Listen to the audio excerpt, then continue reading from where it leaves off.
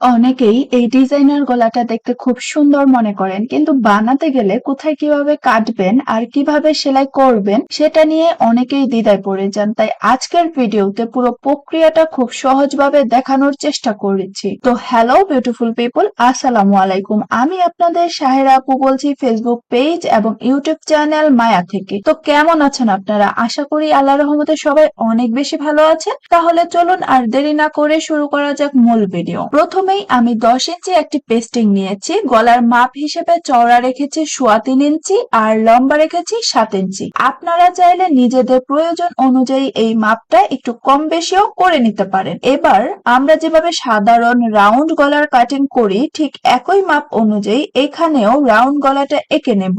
এরপর রাউন্ড গলার marking line যেখানে শেষ হয়েছে সেখান থেকে 2 ইঞ্চি বরাবর একটি মার্ক করে নিচ্ছি। এই ধাপটা মুখে বুঝিয়ে বলার চেয়ে ভিডিওতে দেখলে অনেক বেশি পরিষ্কারভাবে বুঝতে পারবেন। এবার প্রায় 1 ইঞ্চি লম্বা একটি কাগজ কেটে নিয়েছি।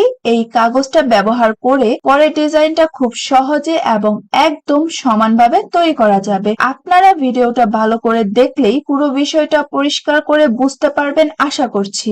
ভিডিওটা একটু খেয়াল করে দেখুন কিভাবে আমি একের পর এক গোল রাউন্ড করেছি। গোল রাউন্ডের স্টার্টিং পয়েন্ট থেকে 1 ইঞ্চি পরপর মার্কিং করে নিচ্ছি। এরপর সবগুলো মার্কিং পয়েন্ট একত্র করে নিয়েছি। আপনাদের সুবিধার জন্য ভিডিওর স্পিড একটু বাড়িয়ে দিয়েছি।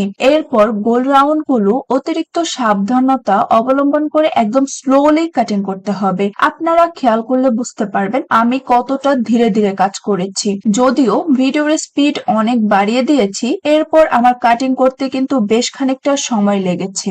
আমি আপনাদের গলার অর্ধেক কাটিং করে দেখাচ্ছি যাতে নেক ডিজাইনটা আসলে কেমন হবে সেটা বুঝতে পারেন। তারপর আমরা যে 1 ইঞ্চি অংশটা বেশি নিয়েছিলাম সেটাও কাটিং করে নেব। এটাই হচ্ছে আমার নেক ডিজাইনের মেইন অংশ। পেস্টিং এর ভিতরে মার্কিং করা এরিয়াটাও আমি কাটিং করে নিয়েছি। ভিডিওটা একটু ভালো করে খেয়াল করুন। ভিডিওর এই পর্যন্ত যেহেতু আপনারা আমার সঙ্গে আছেন, তাই আপনাদের কাছে আমার একটা ছোট্ট রিকোয়েস্ট, যারা আমার এই ভিডিওটি ইউটিউব চ্যানেল থেকে দেখছেন তারা প্লিজ চ্যানেলটি সাবস্ক্রাইব করে বেল আইকনটি অন করে রাখবেন, যাতে নতুন কোনো ভিডিও আপলোড হওয়ার সঙ্গে সঙ্গেই আপনি বা আপনারা সবার আগে দেখতে পারেন। আর যারা আমার এই ভিডিওটি ফেসবুক পেজ থেকে দেখছেন তারা কাইন্ডলি আমার পেজটি ফলো দিয়ে রাখবেন আপনাদের সুবিধার জন্য। হ্যাঁ, শুধুমাত্র আপনাদের সুবিধার জন্য আমি আমার ফেসবুক পেজ, বিজনেস পেজ এবং ইউটিউব চ্যানেলের স্ক্রিনশট এই ভিডিওতে অ্যাড করে দেওয়ার চেষ্টা করব। গলার ডিজাইনটা কাটিং করার পর যে অংশটা অবশিষ্ট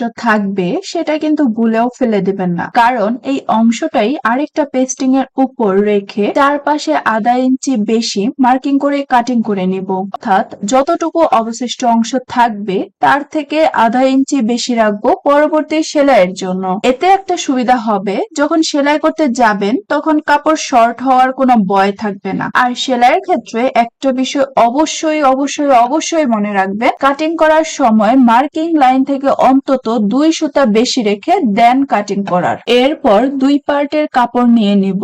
গোল রাউন্ড করা কাটিং করা পেস্টিংটা 2 পার্টের কাপড়ের উপর সুন্দরভাবে বসিয়ে আটকে নেব। যে কাপড়টা আমরা জামার সামনের অংশের জন্য নিয়েছিলাম সেই কাপড়ের উপর পেস্টিংটা ঠিকঠাক ভাবে সেট করে নিব যাতে নড়চড়ে হয়ে না যায়। গোল গলার অংশটার চারপাশে এমন ভাবে সেলাই দিব যাতে পেস্টিং এর উপর কোনো প্রকার সেলাই না বসে। একদম আলতো হাতে পেস্টিং ঘেঁষে ঘেঁষে খুব ধীরে ধীরে সেলাই দিতে হবে। খেয়াল কিন্তু রাখবেন পেস্টিং এর উপর যেন কোনো প্রকার সেলাই না পড়ে। এরপর প্রায় আধা ইঞ্চির মতো অতিরিক্ত কাপড় রেখে বাকি কাপড়টুকু কেটে নিব।